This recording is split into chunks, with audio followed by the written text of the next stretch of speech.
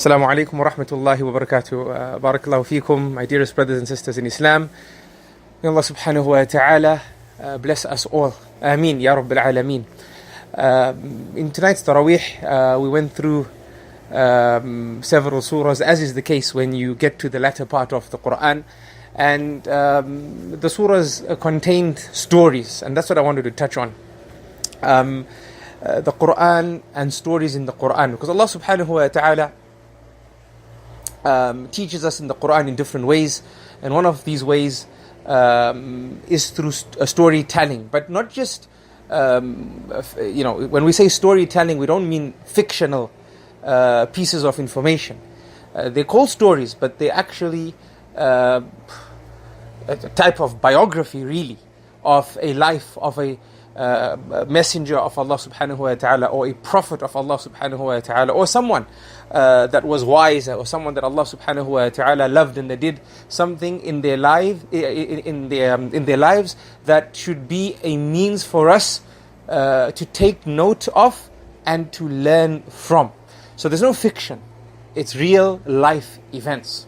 And the most often repeated story in the Quran, no doubt, is the story of Musa alayhi salam with Banu Israel, and Musa alayhi salam with Harun alayhi salam, and Musa alayhi salam with Fir'aun. And Allah subhanahu wa ta'ala mentions it in different surahs, sometimes touching on the same thing but using different words, showing us the beauty of the Quran and how it's impossible to replicate. And also Allah subhanahu wa ta'ala tells us the story of Musa, not citing the same incidents but different incidents. And sometimes we find Allah subhanahu wa ta'ala zooming into specific incidents. And if you just take note of the stories that Allah subhanahu wa ta'ala places in surahs, you see how relevant the stories are to the theme of the surah, or to the overall objectives of the surah, right? And as I said, sometimes Allah zooms into a particular focus in the life of the person, because in that piece of that person's life is a direct lesson that helps us understand better what the surah aims to achieve, or the learning objective of that surah, and the actionable objectives of that surah. I'll give you an example. For example, if you look in Surah Al-An'am, in Surah Al-An'am, Allah subhanahu wa ta'ala mentions just one story, and it's not an entire story. Meaning it's not a story related to the entire life of Ibrahim alayhi salam. Rather, it's a very specific sort of mention talking about Ibrahim alayhi salam with his father and what he said to his father. And then Allah subhanahu wa ta'ala tells us about how Ibrahim alayhi salam tried to instigate thought in his people when he was with them, by saying when he saw the stars that this must be my Lord. But when the moon came out and was bigger, he says, no, the star can't be my Lord, the moon must be my Lord. And then when the moon went away and the sun came, he said, the sun must be the Lord, the sun's bigger and brighter.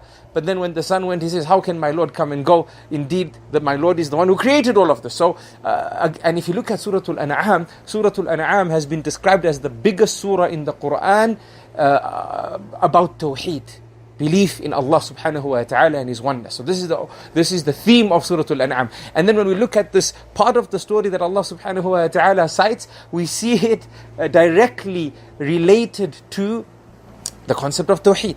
Allah doesn't tell us any other part from the life of Ibrahim alayhi salam. For example, in Surah Safat, Allah tells us another part of the life of Ibrahim alayhi salam, when he saw the dream about him and his son and what he should do, and then how he fulfilled the instructions of the dream, and Allah subhanahu wa ta'ala then gave him an alternative to Ismail in the ram. So Allah tells us about Ibrahim in that surah, citing a different part of his life, but focusing on a particular area of the story of his life, Ibrahim alayhi salam. So the stories of the Quran have functions of definitely, number one, allowing us to learn from history, learn from the lives of the best that lived before us, learn from events of the past. Allah tells us stories of the lives of the worst, the followers of the prophets, and what happened to them when they didn't listen.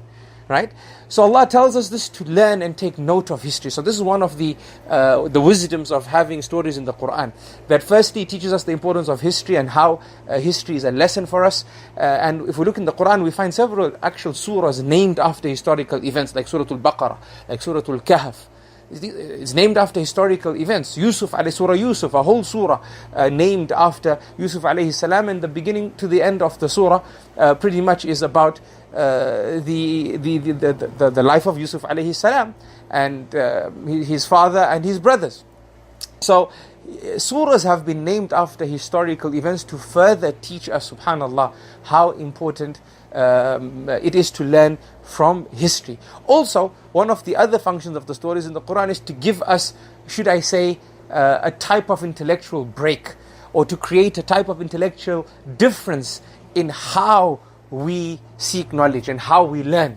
And this is a lesson for those who teach and for parents who bring up their children, that we should be dynamic in our approach when we teach our children. Sometimes teach them directly through instruction, sometimes teach them through stories, and positive stories, and if you can, even better, real life events. And another reason for us to go back into history, because in history you learn real life events. So the Quran teaches us like this through instruction, and sometimes Allah then teaches us the lesson through a story. And it is said that once the companions were with the Prophet ﷺ, and this mention is related to Surah Yusuf, that the Prophet ﷺ would instruct them, then they said, "Lo qasasta lana," that if you told us, can you tell us some stories? And then Allah revealed, "Nahnu naqussu alayka ahsan al-qasas," which is the ayah at the beginning of Surah Yusuf. Allah revealed, we revealed to you the best of stories. Then Allah revealed through stories, and then when they listened to stories, they said, if you could, give us a heart-rendering sort of reminder.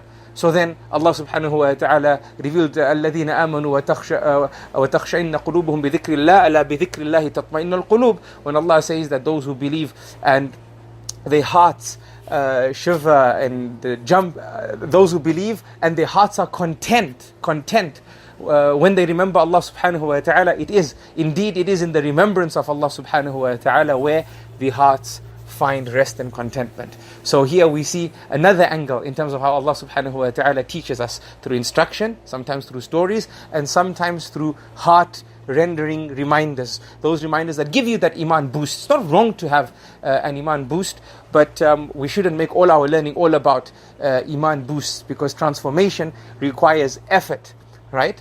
After you learn, the objective of knowledge is to put it into practice. It's not just to know it in your head.